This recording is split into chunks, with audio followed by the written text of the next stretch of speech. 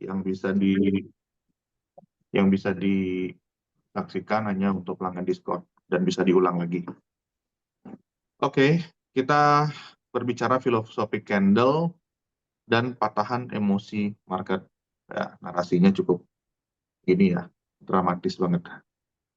Jadi sebelum kita ngomong soal candle-candle yang mungkin sering kawan-kawan gunakan ya, seperti candle-candle yang bisa membentuk supply, demand, reversal, ya, continuation. Ya, saya mau ajak mundur sedikit. Ya, mari kita coba runut dari awal. Dari mana area-area penting itu terbentuk, ya, karena semua teori besar seperti SNR, SND, atau juga market structure, ya, dasarnya tetap sama, ya. Jadi bagaimana sebuah candle terbentuk dan bagaimana pasar meninggalkan jejak keputusannya. Ya, jadi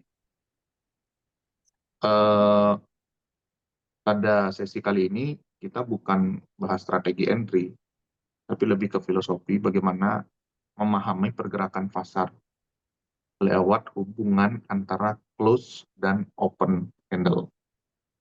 Nah, jadi disitulah kita nanti akan bisa melihat keseimbangan, pergantian niat, bahkan awal perubahan. Nah, di sini ada yang pernah dengar atau pernah menggunakan atau memang sering menggunakan close to open candle.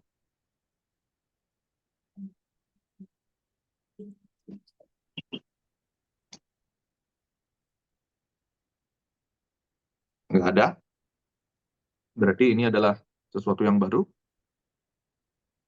pernah didengar. Baru ya. Oke, kita akan coba bedah ya secara singkat, tapi mudah-mudahan bisa dimengerti. Eh,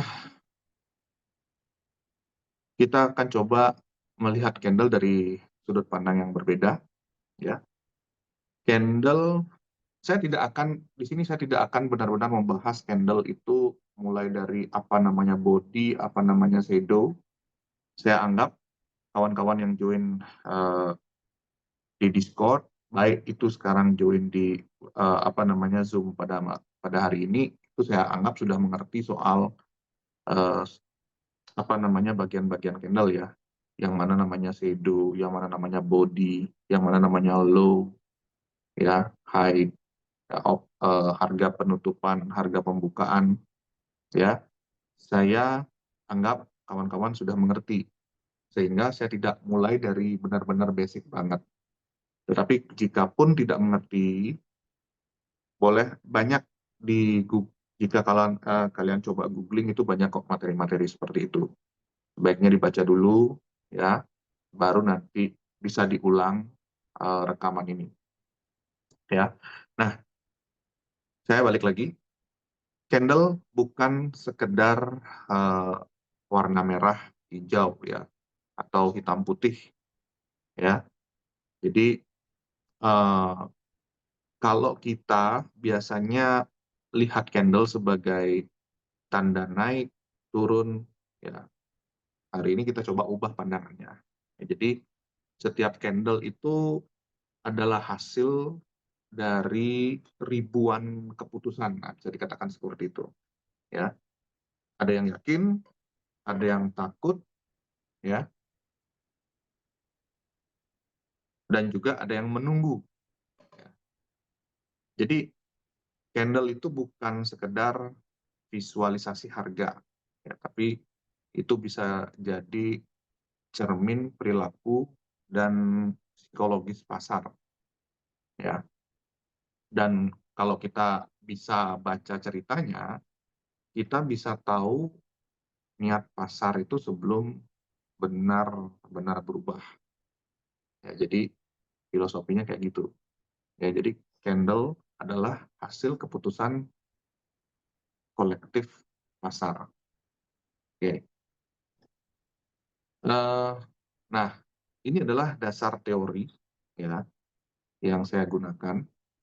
Jadi kalau kita melihat dari kiri ya, ini dari ini buku yang berjudul Japanese Candlestick Charting Technique ya, karangan Steve Nissen. Nah, ini sudah legend banget. Kalian kalau yang trader pasti tahu ini, buku ini ya, tapi agak susah didapat. Mungkin kalau mau nyari online pun mungkin carinya model-model di Amazon kayak gitu, mungkin baru bisa ketemu ya. Nah, jadi kalau kita bicara teori candlestick, ya ini nama Steve Nissen ini biasanya muncul paling duluan. Ya, jadi beliau ini memperkenalkan pola seperti hammer, doji, engulfing, ya, dan pola-pola lainnya yang kalian pasti nggak jarang dengar, ya. Nah, jadi kalau mau tahu pola-pola candle, nah ini lahir dari Steve Nissen, ya. Dia menggunakan, makanya di sini ada bahasa Japanese candlestick ya, karena memang pertamanya itu Imonesa Homa, ya, yang menggunakan pola candlestick itu dari perdagangan beras dan diadopsi ke financial market. Nah, keluarlah buku Steve Nissen ini. Nah, tapi yang di sebelah kanan ini kalau kalian lihat ya, stock market as secret profit ya, karangan Santo Vibi. Nah, di sini saya coba mengadopsi dari sini juga ya. Ini memberikan sisi yang berbeda. Ya, jadi apa makna di balik candle itu? Nah, jadi kalau kalian baca di sini nanti akan ada yang menekankan interpretasi dan tindakan berdasarkan bentuk candle. Nah, dari sinilah close to open transaction itu adalah turunan dari gagasan ini, ya, yaitu bagaimana mengambil makna lebih dalam dari pergeseran kecil antar candle. Ya, jadi filosofi ini akan masuk ke close to open zone, area di mana pasar berhenti menyeimbangkan diri dan bersiap untuk membuat keputusan baru. Nah, ini dasar teori yang kalian bisa temukan juga ya di berbagai media ya. Oke, lalu kita masuk ke struktur dasar candle. Nah, struktur dasar candle ya. Jadi di sini ada body ya, ini body ya. Ada shadow, ada warna. Nah, di sini coba kita bagi, body itu bisa kita sebut sebagai area keputusan ya. Kalau shadow itu area percobaan ya. Warna itu dominasi ya. Jadi warna kan jelas ya dominasinya kemana. Kalau putih, karena di sini saya menggunakan warna hitam putih, maka kalau putih itu bullish, kalau hitam itu bearish ya. Nah, kalau shadow ini adalah area percobaan yang ditolak. Nah, jadi shadow itu area percobaan yang ditolak ya. Nah, kalau kadang ada body panjang tanpa ekor, nah itu bisa dikatakan sebagai eh, keputusan yang sangat yakin ya. Jadi sebuah tanda keyakinan. Tapi kalau ekornya panjang di atas atau di bawah, nah itu artinya ada keraguan atau perlawanan yang belum selesai. Nah, jadi filosofi dari masing-masing candle itu eh, sangat tergambarkan dari candle itu sendiri, ya. Nah, maka dari itu sebenarnya di sini Kenapa saya tidak kalau di bukunya Steve Nissan itu kan, memang ada filosofinya, tapi kita dibuat lebih mudah agar mengingat candle itu. Jadi ini namanya doji, ini namanya mother candle dan segala macam. Tapi jauh lebih penting dari itu adalah bagaimana memahami makna dari candle yang terjadi, ya, gitu. Jadi candle itu ada momentumnya, ya, sehingga dari sana seperti yang tertulis di sini, ada keputusannya, ya. Keputusannya kemana tergantung dari dominasi arahnya kemana. Nah, gitu. Jadi dari sini ini kita bisa tahu nih eee, kapan pasar itu yakin dan kapan pasar itu ragu, ya. Nah, itu dasarnya, itu kita perlu tahu dulu. Oke, coba kita lihat di sini, ya. Candle itu sebagai cerminan emosi pasar, ya. Kalau candle kecil, itu bisa kita katakan sebagai, pasar yang tenang, ya. Kalau candle besar, sorry ya, candle besar, maka pasar itu bisa kita sampaikan pasar yang emosional. Nah, jadi memahami ukuran dan bentuk candle, ya, kita sebenarnya sedang membaca perasaan pasar, ya. Kapan yakin, kapan ragu, dan kapan kehilangan arah. Oke, kalau di sini, ada gini, banyak trader yang juga saya lihat hanya melihat angka. Nah, tapi kenapa saya sarankan lihat juga grafiknya, lihat juga chart-nya. Nah, itulah kenapa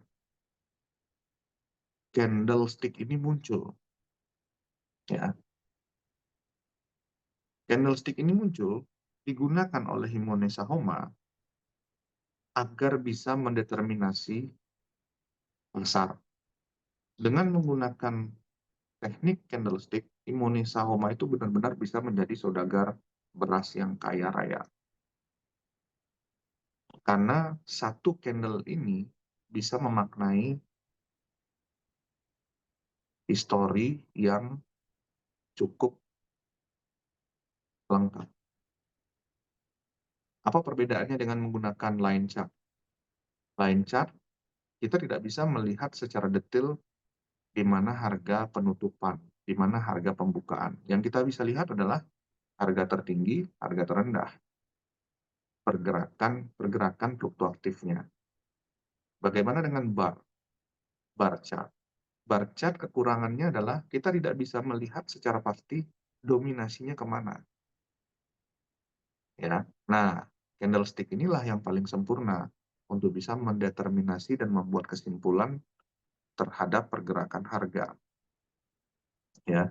Jelas dominasinya kemana, tinggi rendahnya di mana, awal pembukaan dan penutupannya di mana.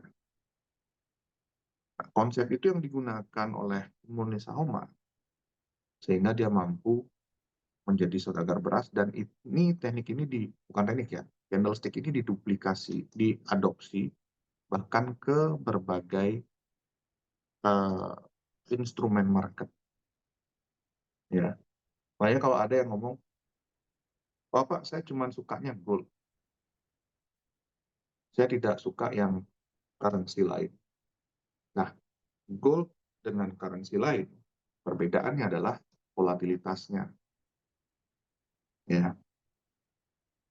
Tetapi cara membacanya sama saja, nggak ada yang berbeda. Yang berbeda adalah faktor-faktor ekonomi yang mendukung bagaimana pergerakan harganya, ya.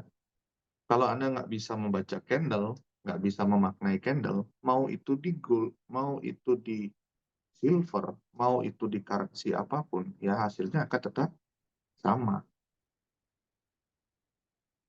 Dengan memahami, nah sama seperti tadi, kenapa kok saya mengadopsi Santo Pipi? Santo Pipi itu padahal lebih berbicara soal stock market. Tetapi stock market kan juga menggunakan candlestick. Nah, cara membacanya tidak berbeda dengan apa yang kita gunakan di CFD market. Mau di gold, mau di currency, itu sama. Yang berbeda adalah volatilitasnya. Volatilitas disebabkan karena apa? Karena faktor-faktor ekonomi yang mendukung pergerakan harganya. Nah, begitu ya. Jadi penting bagi kawan-kawan agar paham dalam membaca candle. Ya tidak hanya menghafal ya, ini adalah doji, ini adalah engulfing, tapi tidak tahu filosofi di dalamnya. Makanya saya lebih membahas ke filosofinya sekarang ini. Dan dari sini saya akan coba membuka eh, apa namanya transisi close to open. Nah, yang bisa dijadikan titik keseimbangan pasar. Ya, close to open titik keseimbangan pasar. Oke. Ya. Jadi, nah, kita lihat. Ini adalah dua candle bullish ya, karena putih-putih bullish ya. Nah, di mana yang saya bisa sebut close to open? Nah, ini adalah close. Artinya dari candle 1, ini adalah close-nya. Ini adalah tertingginya, ini adalah close-nya. Oke, keputusan akhir. Dan open berikutnya adalah ini. Ini adalah terendah, ini adalah open berikutnya. Niat baru pasar. Ya. Jadi saat close dan open itu sejajar, pasar sedang berhenti, sebenarnya di sana bisa dikatakan buyer seller seimbang. Nah, kalau kawan-kawan telusuri, sebenarnya area ini bisa dikatakan sebagai base ya atau zona keseimbangan. Kalau yang belajar supply demand, yang tahu supply demand, ini bisa menjadi hidden base. Ya. Di area inilah sering muncul sebenarnya pergerakan besar. Kadang terjadi reversal, kadang terjadi continuation. Nah, di sini bisa dikatakan emosi pasar itu bertransisi. Ya, oke. Lihat berikutnya. Nah, filosofi candle, filosofi close to open zone. Kita mulai lagi ke dua candle naik. Ya. Nah, close to open ini, jika kita turunkan yang seperti ini, kita turunkan. Ini akan menjadi seperti ini. Di time frame yang lebih kecil. Oke. Apakah ini, bagi yang paham supply demand, ini adalah base. Ya, itu adalah area base, area keseimbangan. Oke. Nah, itulah sebabnya close to open zone ya sering menjadi support, resisten, atau reaksi yang ya adanya reaksi di sana. Oke. Nah, jadi gitu. Jadi kalau kita lihat lebih dalam ya, area close open ini itu bukan sekedar pergantian candle. Nah, ini titik di mana ya keputusan akhir dan mulai keputusan baru.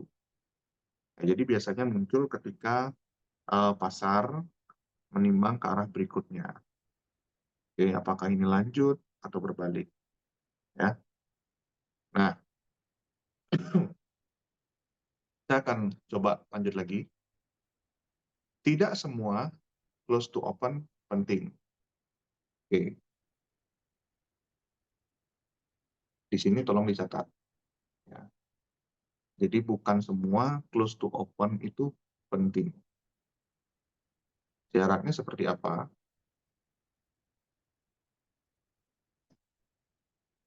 Sebentar,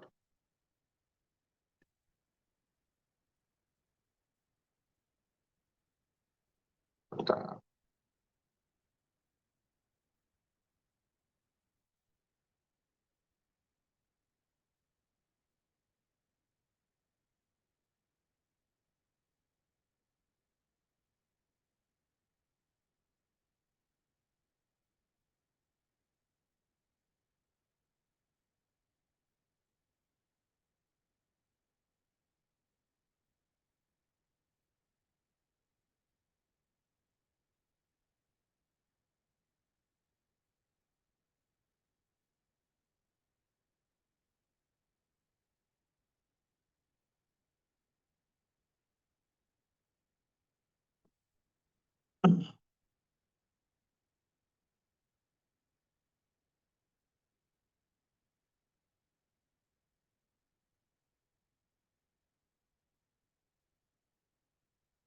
Oke.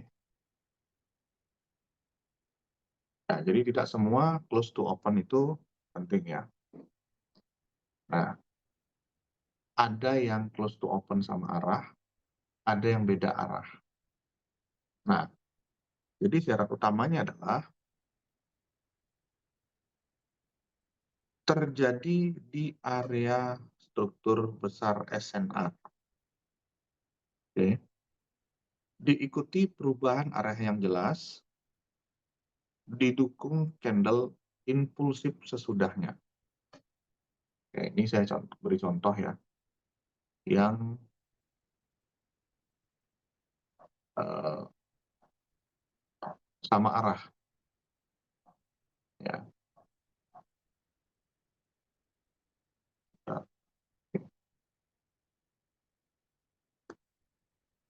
Oke, ini yang sama arah.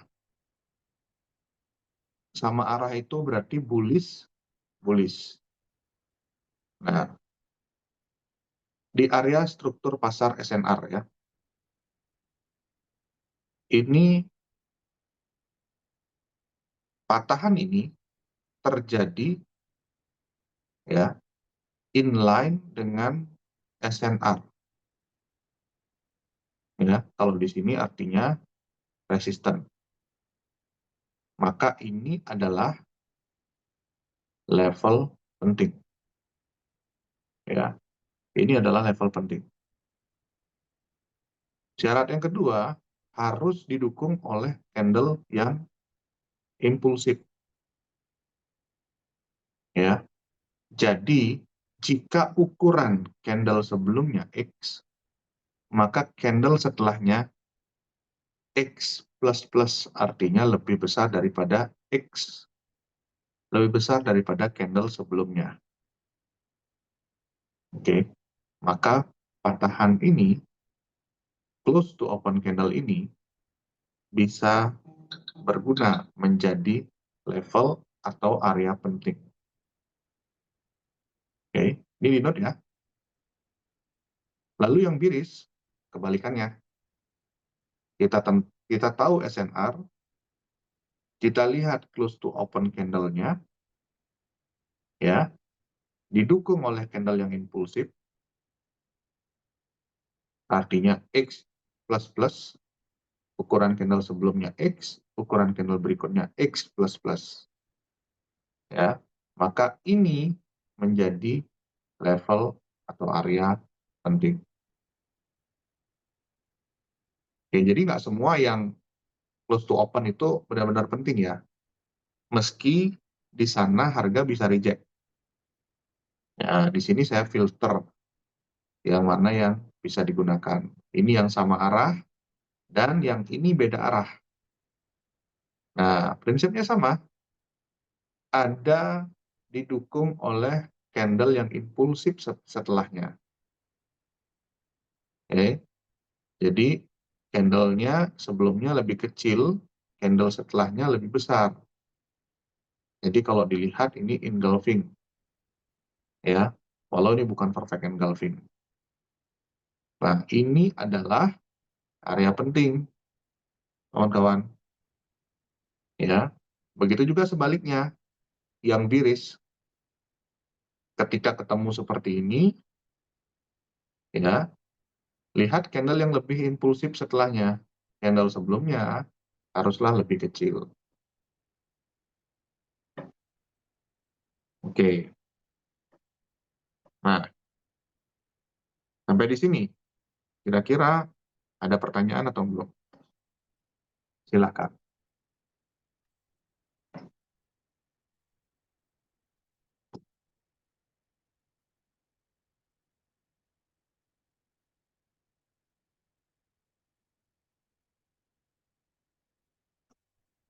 Maaf, mau tanya.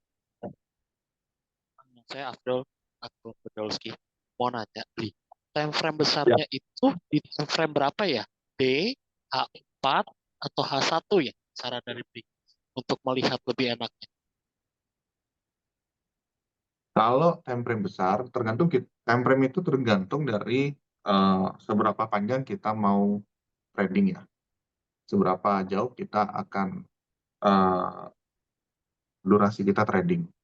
Biasanya pasangan-pasangannya, daily itu pasangannya ke time frame H1 karena struktur daily itu banyak candle H1-nya adalah 24 candle sehingga lebih clear melihat perubahannya. Kalau H4 itu biasanya ke M15 ya. Dan kalau A1 biasanya ke M5 sampai M1 gitu. Nah, sekarang mau di time frame mana kita trading itu tergantung dari seberapa jauh kita mau trading. Artinya begini, saya mau trading eh, nggak pingin sering-sering lihat market. Berarti trade saya adalah long run. Ya. Yang saya lihat mungkin bahkan dari weekly. Gitu. Eksekusinya di mana? Eksekusinya ya nanti di time frame H4, di time frame H1. Nah, tadi saya berikan pasangan itu artinya pasangan untuk eksekusi. Misalkan di daily ini eksekusinya di H1. Gitu. Kita melihat pola pembentukan marketnya di H1. Pola reaksi harga terhadap tahanan itu di H1. Itu. H4 itu ke M15. Nah, karena dia lebih banyak bisa melihat candle pembentukannya. Lalu H1 itu ke M5 atau M1. Ya. Nah, sekarang itu balik lagi ya. Kalau misalkan ditanya, saya bingung mau jauh atau mau mau jauh atau mau pendek. Balik lagi ke kesempatan kita dalam trading. Misalkan kita tiap hari sempat trading, ya udah kita bisa trading intraday ya. Jadi kita bisa lihat dari daily, lalu eksekusi di H1 ya. Atau mungkin lebih singkat lagi karena lebih sering melihat chart, kita bisa lihat ke H4 ya, eksekusi di M15 ya. Gitu kira-kira Pak. Nah, ada pertanyaan terkait ini?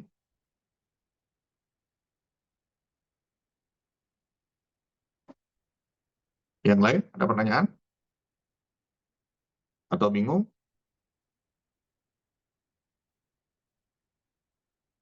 Silakan ya, nggak usah malu-malu kalau ingin tanya, kita discuss di sini ya.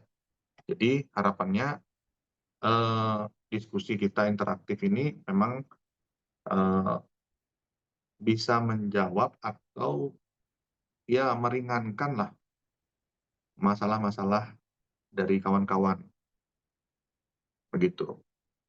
Jadi ya masalah itu muncul kalau kalau kawan-kawan mau menjelaskan apa masalahnya.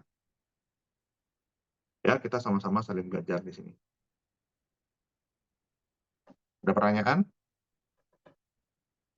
Oke, jika belum, saya coba tes sedikit. Oke, kita lihat kembali ke pergerakan harga tadi. Nah, dengan apa yang tadi saya sampaikan, kira-kira di mana level pentingnya?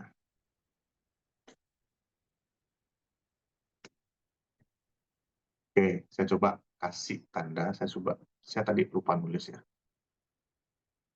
1, 2, 3, 4, 5, oke 6. Nah, silakan. Bisa dijawab lewat chat box, bisa.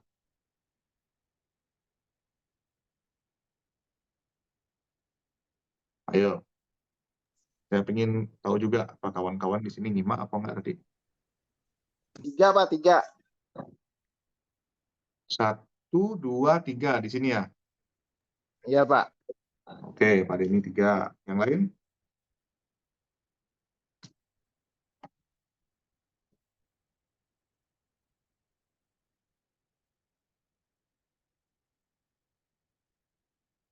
Yang lain? Nah, nyimak ini masih yang lain nih. Atau bingung? Sorry, ini ada chat. 3, Pak Jetro 3, oke.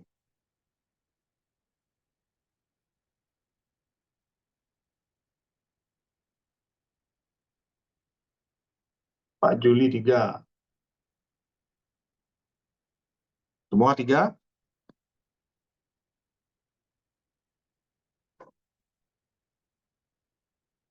Kalau ini kira-kira gimana? Masuk nggak?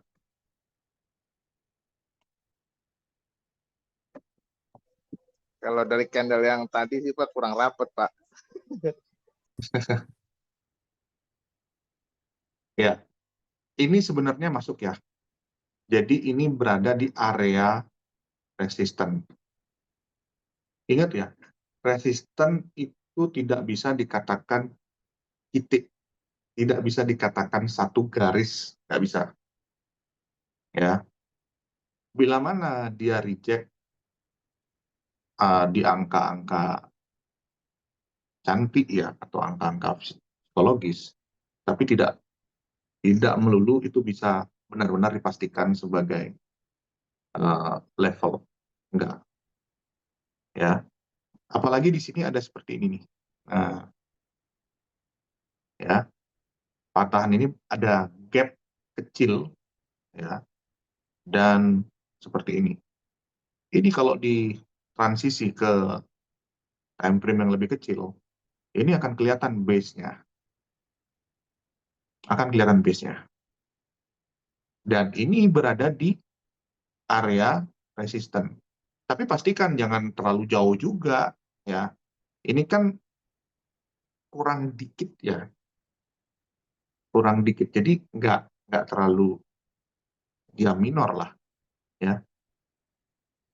Kalau jauh gapnya it's okay. Nah, justru ini adalah resisten yang didukung dengan kalau Anda melihat ini ada hidden base di sini. Didukung dengan demand. Nah, ini bisa menjadi level atau area penting. Oke, berikutnya yang mana? Tapi nggak ada shadow candle-nya nggak terlalu panjang. Tapi shadow candle-nya nggak terlalu panjang. Shadow candle yang mana? Nggak terlalu panjang. Yang ini atau yang ini? Yang di area resisten, Pak. Yang Jadi ini. kan, ya, harusnya kan kalau di area resisten, harusnya shadow-nya lebih panjang nggak sih? Apa kurang ngerti, Pak? Ya. Jadi area resisten, kalau kita mau diskusi area resisten, support, nah kita mesti mungkin buka sesi berikutnya ya. Resisten support itu area atas atau bawah ya. area resisten atau support itu area di mana yang tempat menjadi pantulan ya.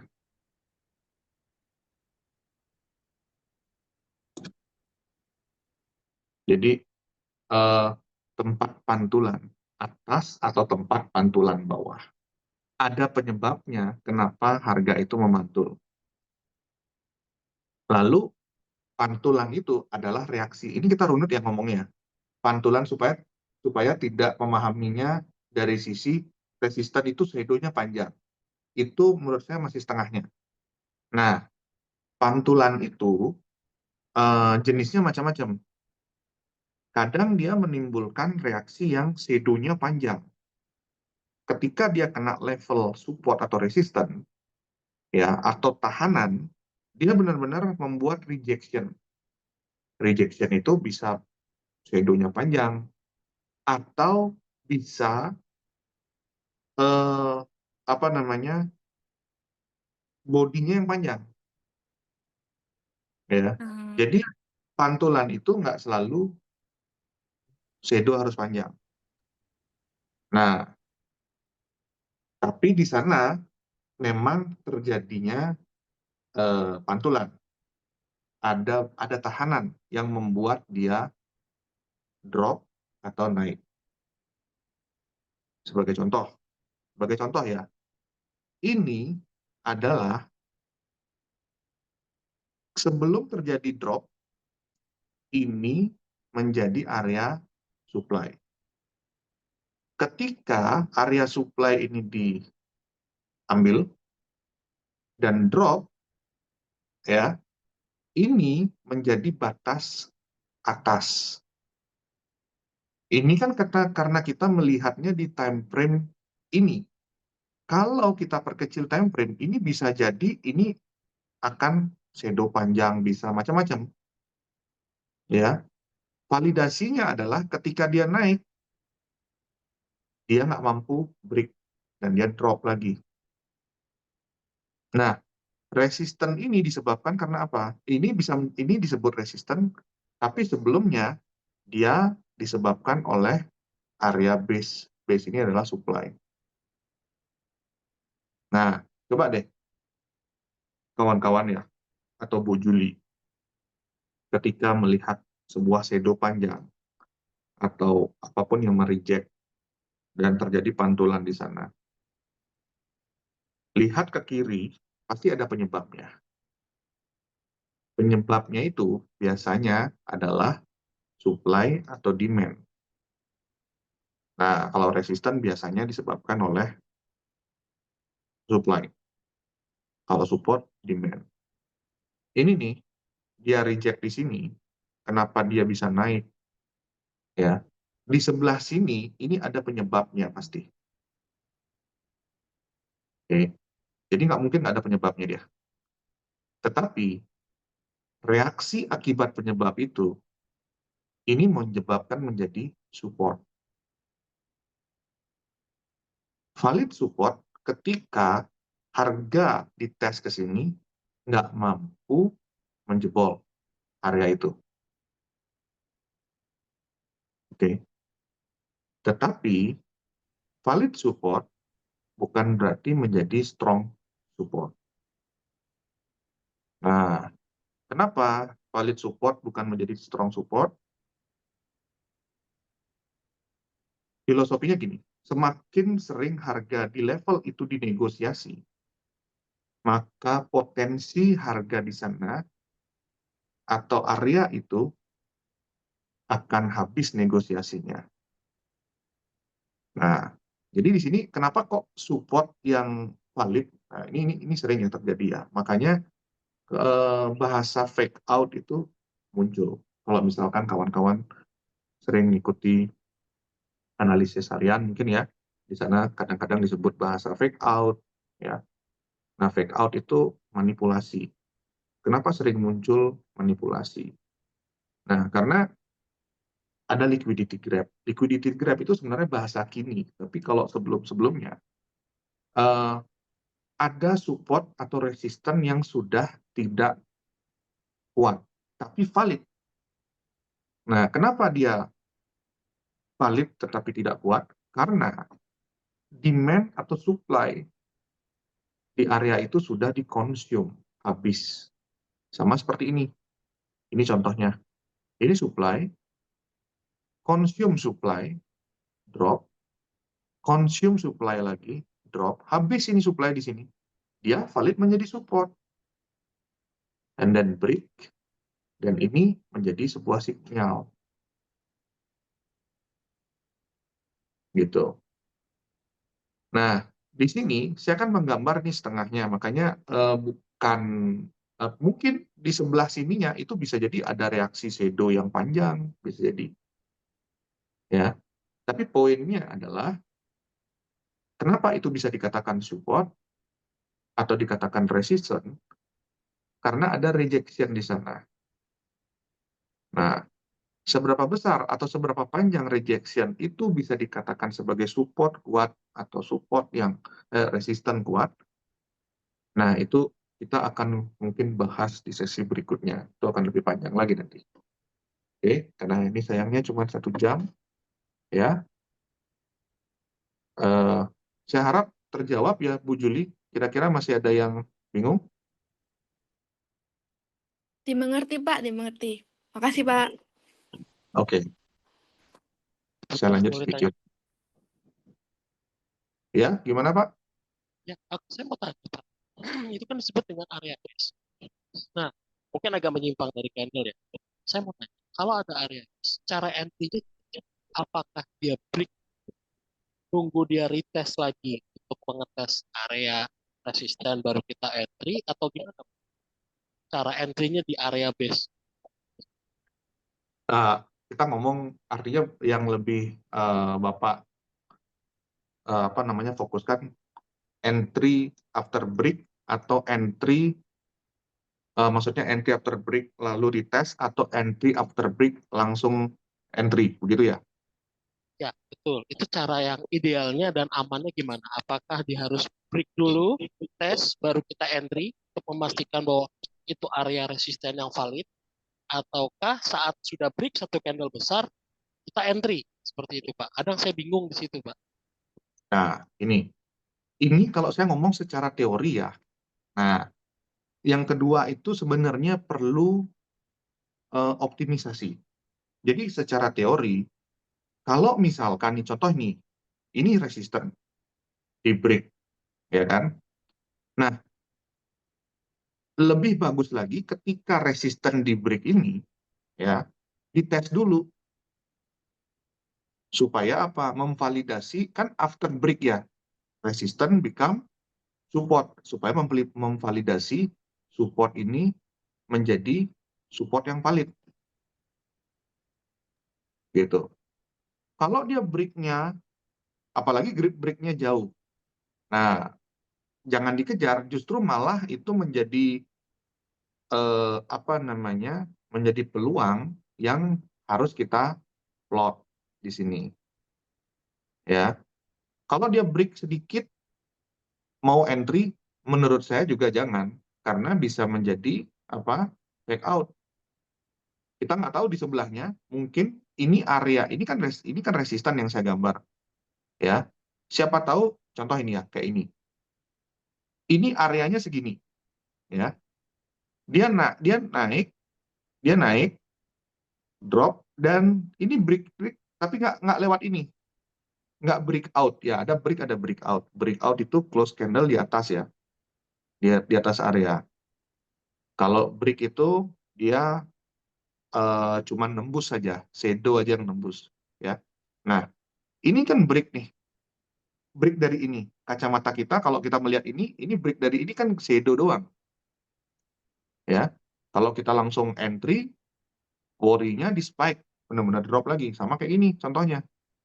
Break, drop lagi.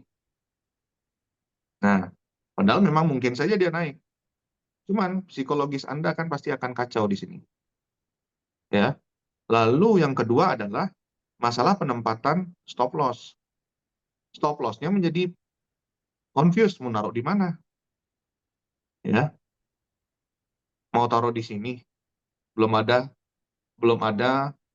apa namanya, pijakannya, ya.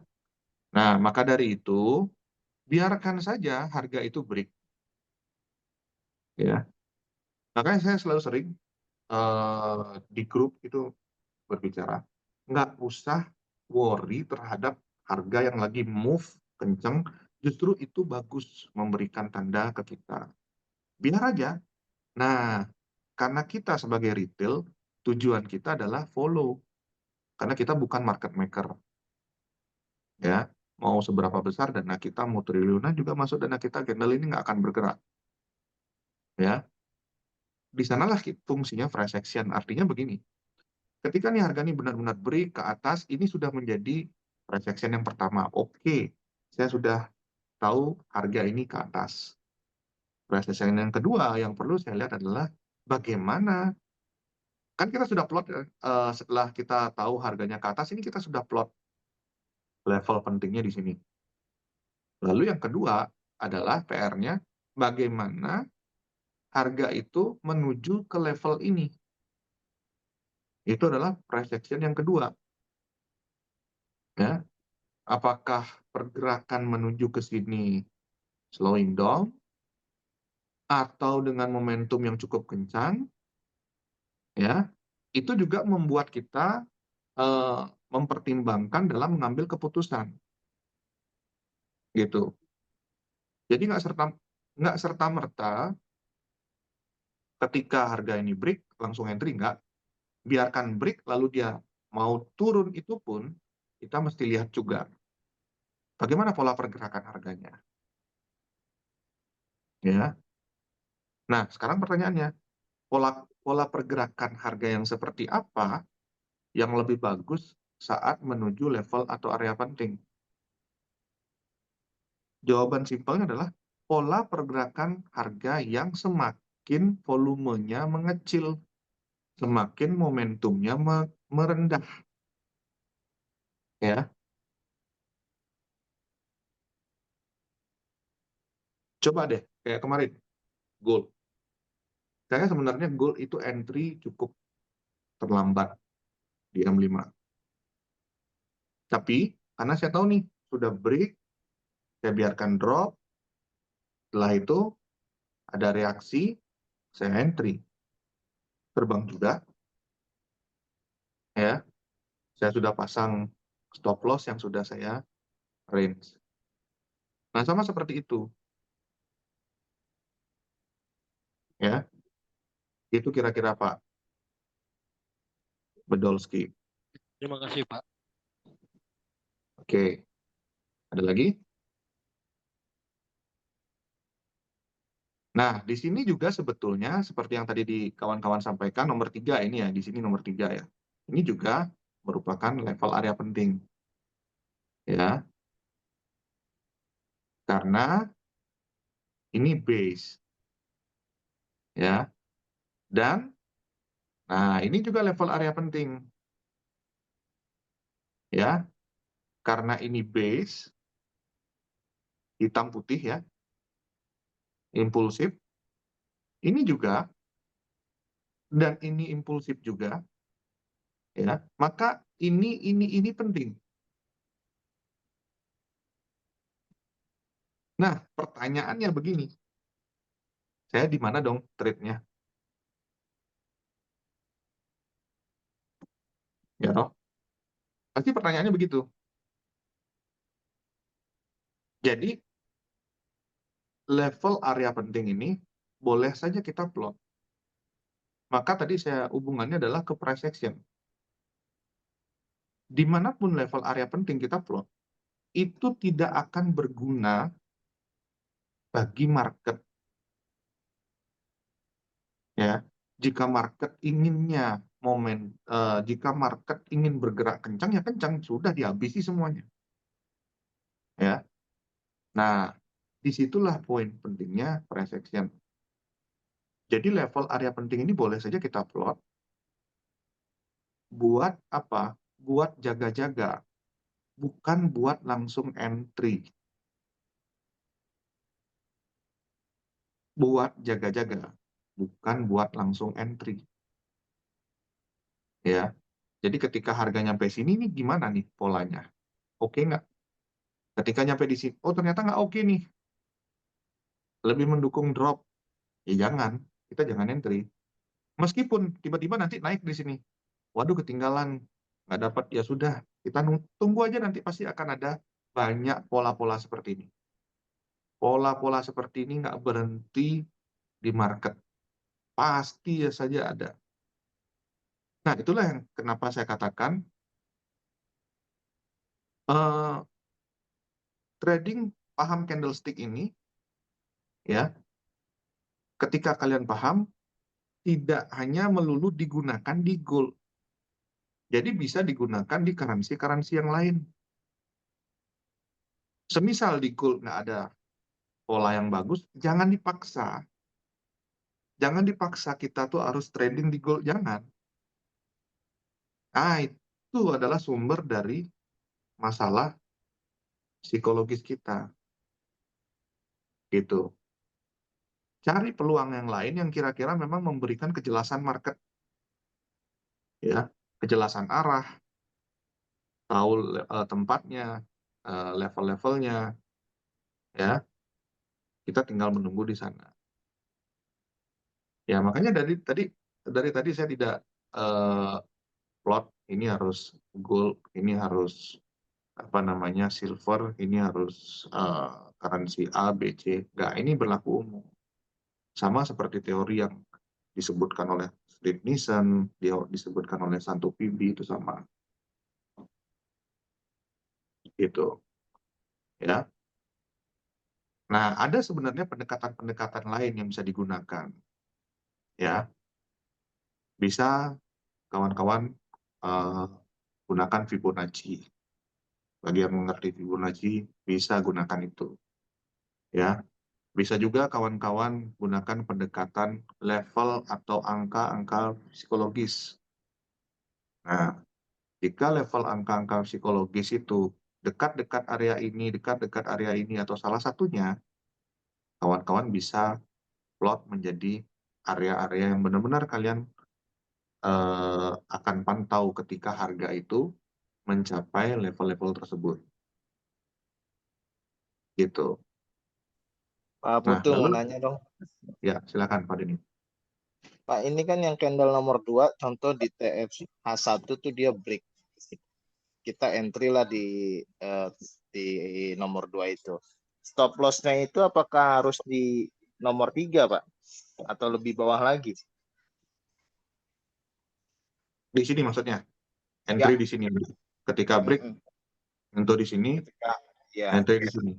Ya, sebenarnya paling dekat stop loss-nya di sini, Pak. Paling dekat. Ya, karena kita melihatnya swing ya. Tapi gini, ini kita belum masuk ke market structure ya sebenarnya. Nah, kalau kita berbicara market structure, stop loss-nya itu bahkan di sini, Pak. Ya, di sini bahkan stop loss-nya. Gitu, karena kalau kita membaca seperti ini, ya, harga ini cenderung akan drop, entah itu dropnya bisa jadi begini harganya, turun, naik, turun, naik, turun, terbang. Nah, bisa jadi begitu. Tapi kemungkinan-kemungkinan itu kan tergantung ya, bagaimana harga itu ketika dia masuk ke level ini, ya, benar-benar memberikan reaksi tajam untuk naik, ya, lalu benar-benar naik begitu saja tanpa ada drop, ya. Tetapi ada juga yang polanya memang membuat liquidity ke bawah dan naik. Jadi ini ada high di sini, low-nya sebenarnya di sini, ya. Dan ketika drop ini akan menjadi high baru nanti, ya. Nah, sebenarnya stop loss yang paling baik dan konservatif itu ada di sini, ya. Begitu, stop loss paling aman. Tetapi jika entry di sini nggak masalah. Stop loss taruh di swing yang lebih dekat, bisa di sini, ya begitu. Oke.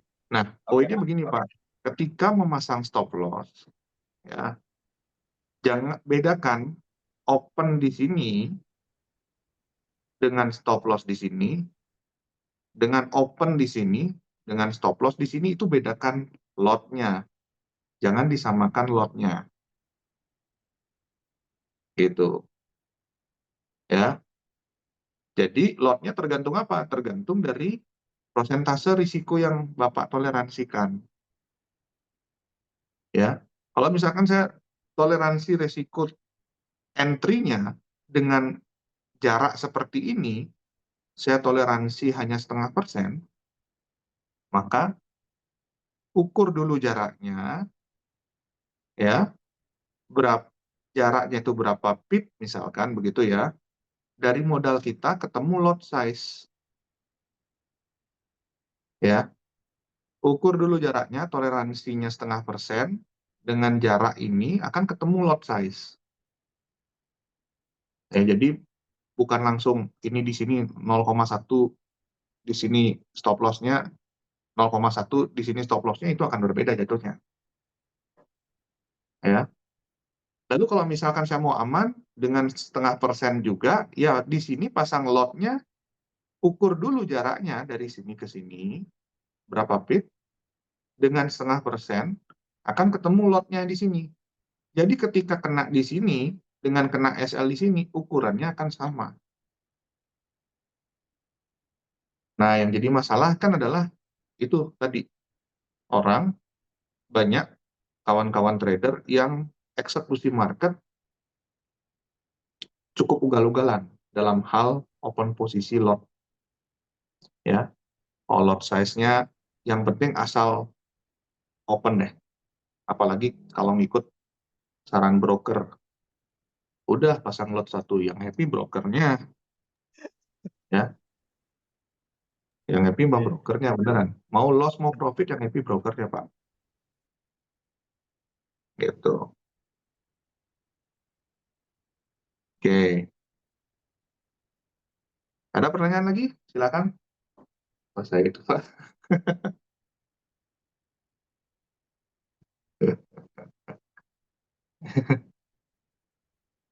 Ya, mudah-mudahan setelah ini Bu Devi nggak ngaco lagi ya. Bu Devi mah kadang-kadang gadrek emang Mbak. Boleh nanya lagi nggak, Bli? Silakan Pak. Ya. Aku pernah belajar dan dengar istilah spring. Jadi ini katanya ya, spring itu adalah di area resisten, bandar akan membentuk shadow panjang sekali, lalu melakukan hentakan ke atas. Itu benar nggak sih, Bli? Kalau spring itu ada, jadi kayak bandar itu hanya mengambil likuiditas dari orang-orang, lalu menerbangkan ke atas. Dia hanya membentuk shadow yang sangat panjang dengan bodi yang kecil. Ya, itu bisa jadi. Itu bisa terjadi ya. Apalagi biasanya didomplengi sama ketika terjadi news. Gitu. Nah, cuman untuk mengantisipasi yang seperti itu, tapi yang menjadi masalah adalah kalau misalkan open posisinya sudah ada, ya kan? Ini case-nya akan berbeda nih. Kalau case-nya open posisinya belum open, ya, dengan yang sudah open, kasihan. Kalau udah SL-nya dulu dihajar, ya kan? Lalu baru naik atau open-nya dulu, dia kan mungkin naik ya, misalkan begitu ya. Open dulu, dia drop, SL kena, lalu dia naik. Nah, bisa jadi begitu, ya. Tapi kalau yang belum open, untuk mengantisipasi seperti itu, lihat structure market-nya. Jangan nguber. Nah, makanya kalau pada saat news nih, saya sangat jarang kalau trade itu pada saat lagi volatilitasnya news ya. Jarang saya trade pada saat itu. Saya pasti benar-benar biarin dulu, kasih dia membentuk market seperti apa. Karena di sana banyak sekali eh, potensi-potensi yang di luar dugaan kita, gitu. Jadi ya seperti tadi, string tadi, ya, spike market itu sering banget terjadi pada saat news, ya. Tapi ada yang trading pada saat news melakukan trapping, oh banyak yang trading pada saat itu. Tapi dia benar-benar menggunakan broker-broker yang memang ECN, ya, yang seperti itu, yang memang secara legal ya tidak membandari, ya. Nah, lalu dia juga gunakan ketahanan dana dalam tradingnya, nggak asal apa namanya, nggak asal melakukan open, ya nggak seperti itu. Nah, ada kondisi-kondisi seperti itu. Nah, poinnya adalah menghadapi kondisi itu diadu, jangan diadu, ya. Kita jangan pada saat volatilitas lagi tinggi, biarin, justru itu yang bagus. Itu benar-benar bisa menunjukkan arah market kemana, ya. Kadang ketika kita trading pada saat sideways, itu kadang-kadang benar-benar membuat kita apa namanya bingung, ya. Open posisi sell kadang-kadang kena SL, buy kena SL juga, atau benar-benar pada saat sell dibuat floating dulu, yang kita salahkan market padahal bukan, itu memang structure lagi sideways, ya. Nah, maka dari itu untuk menghindari itu, biarkan, apalagi lagi volatilitas justru happy, ya, kita nunggu momen-momen seperti itu untuk memperlihatkan bagaimana pergerakan market sesungguhnya. Biasanya melepas sideways, melepas fase-fase distribusi, melepas fase-fase akumulasi, gitu. Itu kira-kira, Pak. Terima kasih, Bli. Ya, sama-sama, Pak. Oke, ada lagi?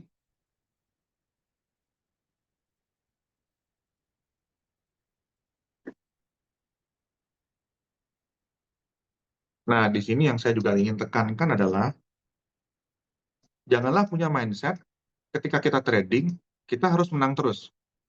Nah, ini sering nih, kita harus menang terus. Itu mindset yang berbahaya, apalagi dalam kegiatan trading, bukan investing. Nah, apalagi kalau CFD. CFD kita nggak bisa loh ajak CFD itu untuk invest, nggak bisa. CFD itu pasti trading, ya. Kalau investing, ya silakan di stock market itu bisa investing. Atau beli emas itu beli spotnya, ya. Itu bisa investing. Tapi kalau yang namanya trade, selama itu namanya trade, kita berada dalam bisnis zero sum. Kemenangan Anda adalah kekalahan orang lain, atau kekalahan Anda adalah kemenangan orang lain. Jadi tidak mungkin Anda itu menang terus. Tidak mungkin.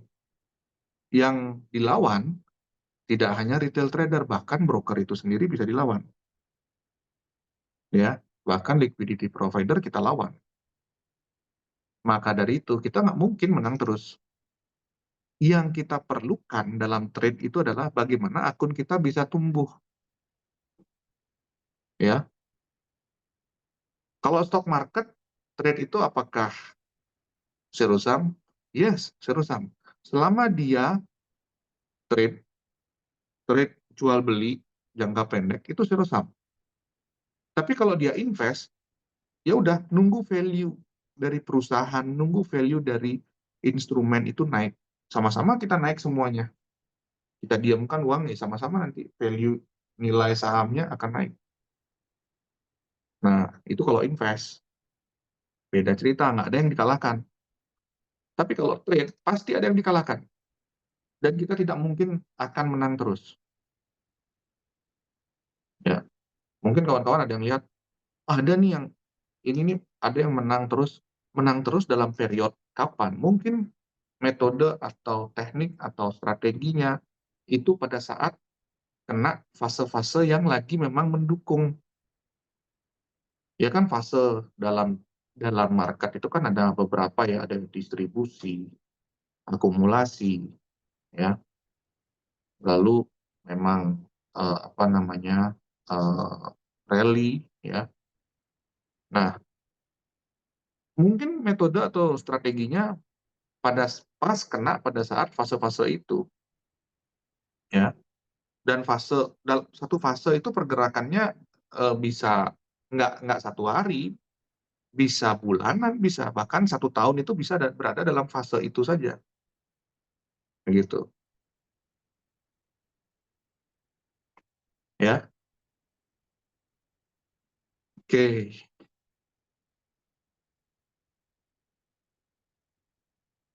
Nah, jadi di sini saya berikan kesimpulan kecil, ya. Close to open itu bisa menjadi zona keseimbangan pasar, ya. Bisa menjadi base SND atau level reaksi. Nah, ini penting jika muncul di struktur besar, lihat reaksi harga saat retest. Nah, itu. Jadi sebagai bentuk price action-nya. Oke, ada pertanyaan sampai sini?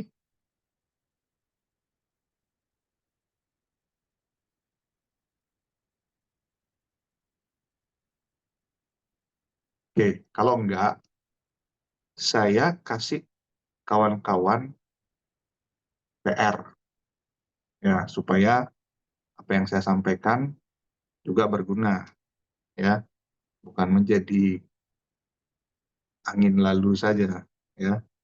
Coba kawan-kawan di sini semua agar melatih, ya, membiasakan dalam apa namanya, melihat candle, terutama dalam close to open. Coba cari 10 close to open yang sama arah dan yang beda arah. Ya, minggu depan kita kita Zoom lagi. Nah, apa permasalahannya? Apa yang kawan-kawan temukan? Silahkan didiskusikan minggu depan. Oke, berat nggak kira-kira? Nggak beli, aman. Oke, thank you Pak Denny. Kawan-kawan yang lain gimana? Setuju ya?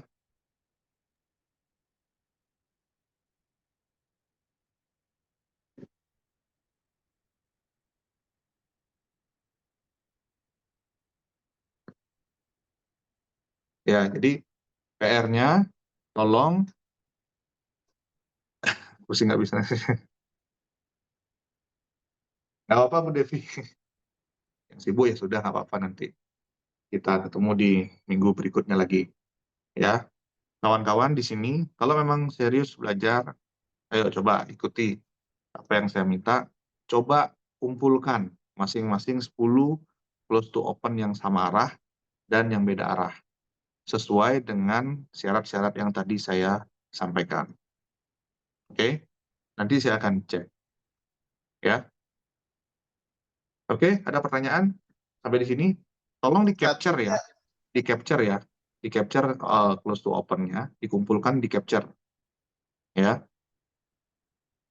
ya tadi siapa yang tanya? Nanti submitnya ke Discord apa gimana, beli? Ntar saya buatkan satu playlist Discord ya. Di Discord itu saya buatkan playlist, ya, bisa di sana nanti ya. Oke, atau mungkin nanti ke biar nggak bingung sama yang lain juga, mungkin nanti bisa ke saya langsung, atau ntar saya buat bikinkan di playlist Discord aja. Jadi biar sekalian nanti tuh pas minggu depan di sana kita bahas yang mana yang kira-kira oke, yang mana kira-kira enggak. Oke. Next, boleh bahas penggunaan Vibo kah? Boleh, ya. Oke, setuju ya?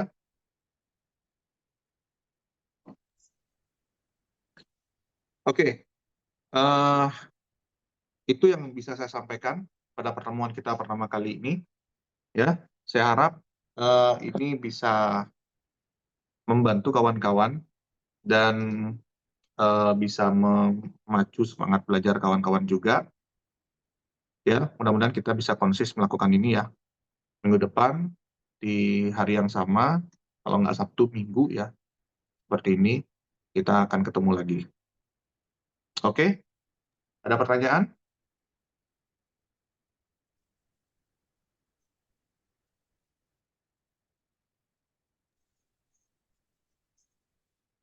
Oke, kalau nggak ada pertanyaan, terima kasih sudah bergabung teman-teman semua. Kita ketemu minggu depan lagi ya. Selamat Oke, siang, makasih. selamat beristirahat, selamat berlibur. Terima kasih. Terima kasih.